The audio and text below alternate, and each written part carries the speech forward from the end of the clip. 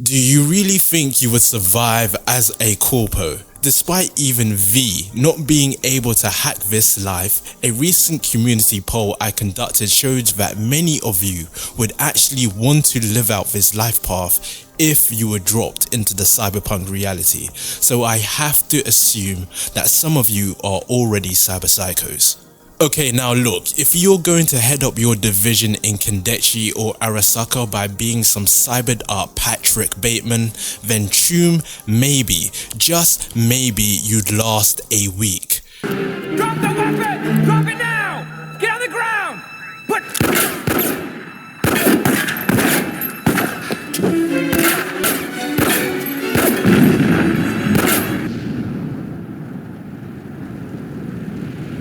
Corpo life is a wave of constant politicking, backstabbing and Machiavellian power plays with the theme of survival of the treacherous. I still feel like I haven't convinced some people, so with that said, let's dive into why you wouldn't make it as a corpo highroller or a corpo rat in Night City. But first, before you try to make mama proud, let's get on the same page to what a corpo is. Corpos are at home in the boardroom, climbing the corporate ladder with ruthless efficiency. They'll do whatever it takes at the expense of their humanity, social circles, and even their moral compass to chase wealth and status in a society that only values the rich and powerful. So you are built different. You're not here to be an average corpo slaving away.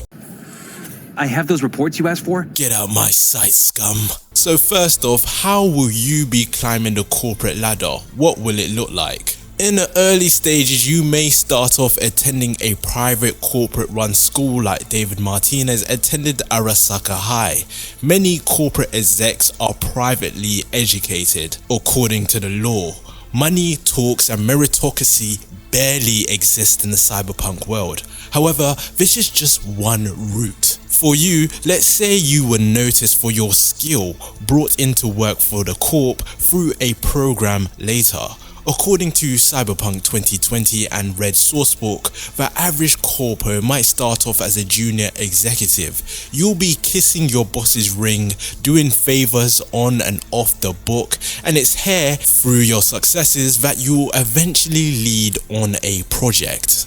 Very amazing, look at you. So what kind of projects will you be doing? Well, you might be leaning on a next gen of smart weapons that targets people's karoshis, blinding them, or spreading a designer plague so the marketing team can launch their new vaccine campaign. You know, typical corpo stuff. Your stellar projects are a success and it gets you promoted to managerial level. The eddies are now rolling in and you feel pretty proud of yourself. Don't worry, I'm proud of you too.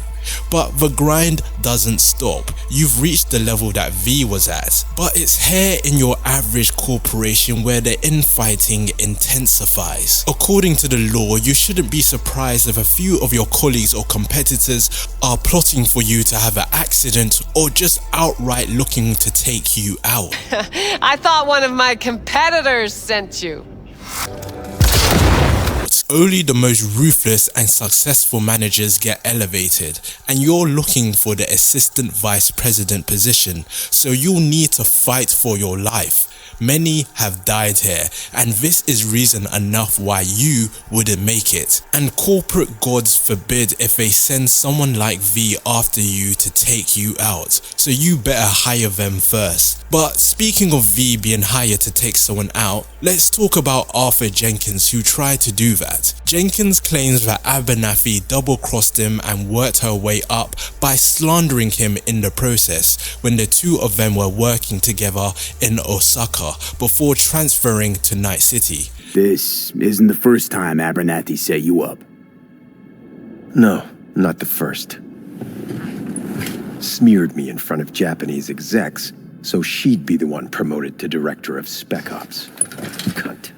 Abernathy stole his promotion to directorship by smearing him to the administrative board, something he has never forgiven, and this ultimately led to his death and most of his team getting flatlined.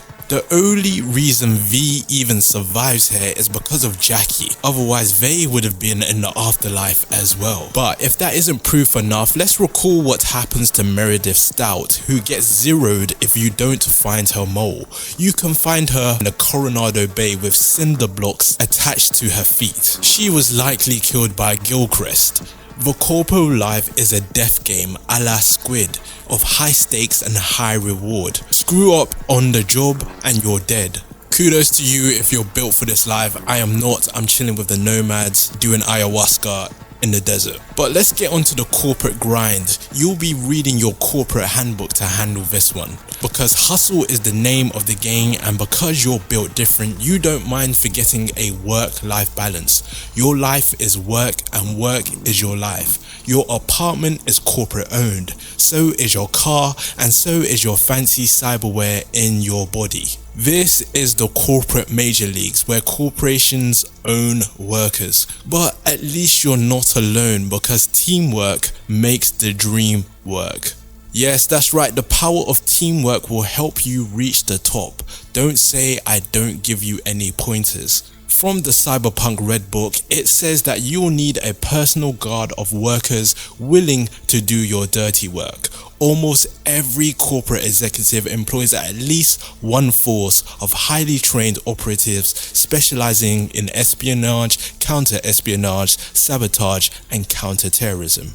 Corporations in Cyberpunk are essentially akin to nation states in their own rights, and at this time they've been in 4 mass conflicts, so you can enjoy the inevitability of being in a 5th. But why do you actually need a team?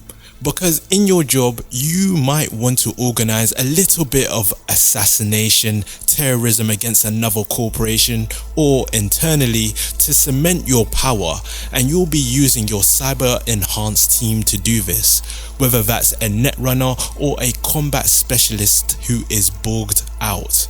This is how punks like Adam Smasher get recruited. You'll need a skilled team of psychos to protect you, as there are guys underneath you who would kill at a shot at your job, and there are guys over you who would kill you to keep you out of their jobs, and they're not kidding about killing every up and comer. Also, I know you're great at multitasking, so don't forget that you need to cover your pet projects from routine sabotage, bribery, blackmail, and from individual edge runners hired to ruin you like V. Corpo life is stressful. Again, in Corpo life, the stakes are high, and one misslip could have you out on the street with the rest of the nomad and street kid trash. I'm joking, I love you guys. Even with a squad of killers, the fastest way to climb the corporate ladder isn't with brute force. Surprise, surprise. It's about jumping ship. So let's talk about job hopping Corpo style. So first thing you do is put on your LinkedIn open to work. Oh no, that just got you assassinated by Arasaka. Oh damn, sorry, my bad. Okay, first you need to indicate to headhunters that you are looking to move. Headhunters in Cyberpunk are serious business, and sometimes they'll even orchestrate kidnappings for their corporation. Just ask Hellman. Of course, your present corporation will want to stop you with these things called contracts. These can last 1 year to a lifetime depending on your position, and if you break your contract, be prepared for lawsuits that will leave you ediless, or a possible group of assassins who will make your death look like an accident, if they are being nice. Apparently this is so common in the cyberpunk world that Alt Cunningham thought that she was being headhunted for Arasaka when she was kidnapped when she was with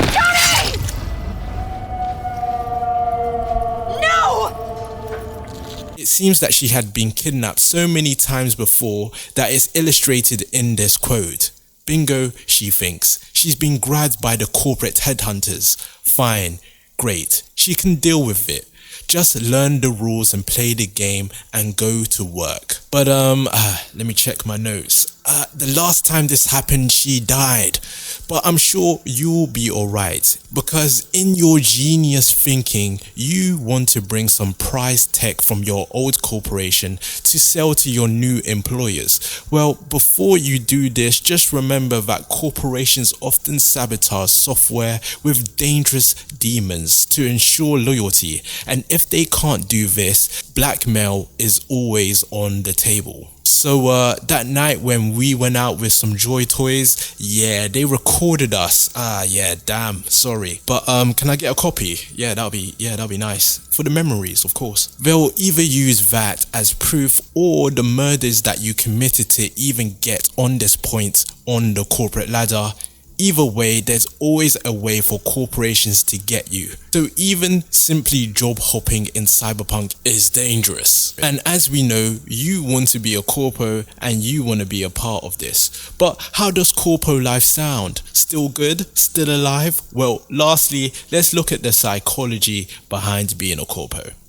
Picture this, you're in your corpo penthouse at 3 AM, wired on boost, staring at 47 unread emails and a memo from your boss demanding results by sunrise. Your neural interface buzzes with endless notifications. You take a hit of black lace to keep you going, but each dose chips away at your sanity. This is corpo life in Night City, a high stakes game where the only winner is the guy selling the drugs. Now you may be saying, drugs? Never heard of them. Well, according to a 2018 study, yes, I did some research, from the Journal of Addiction Medicine found that high-level executives often resort to alcohol or stimulants to manage stress. Why? Because the grind doesn't stop. Sleep is a luxury and performance is everything. So you can bet in the cyberpunk world, this is going to be times 20. But what is my evidence for this in game, I hear you ask? Well, my young yuppie corpo, if you look at the Corpo prologue, we can see that V has a cognitive booster tucked away in their drawer for a cheeky hit, proof that even them at the near top had to use cognitive enhancers just to keep up. We can also see from V's biometrics that they are dealing with increased stress despite taking drugs. Now imagine what happens when you're not just using boosters but diving headfirst into Night City's market. This high-stress, dehumanized environment leads corpos to more so experiencing the risk of cyberpsychosis just naturally. So pair that with the substance abuse and yep, you'll be fighting max tack, but you're built different, so I'm sure you will survive. Look, in the end, corpo life is hard, and luck is how many people survive. Corpo legends like Jenkins, Abernathy and even V didn't even make it. But you know what? I believe in you, because I want you to see my next video, why you wouldn't make it in the corporate wars. If you enjoyed this video, be sure to give it a like and subscribe for more, and I'll see you in the next one. Oh yeah, and remember to update your resume. Peace.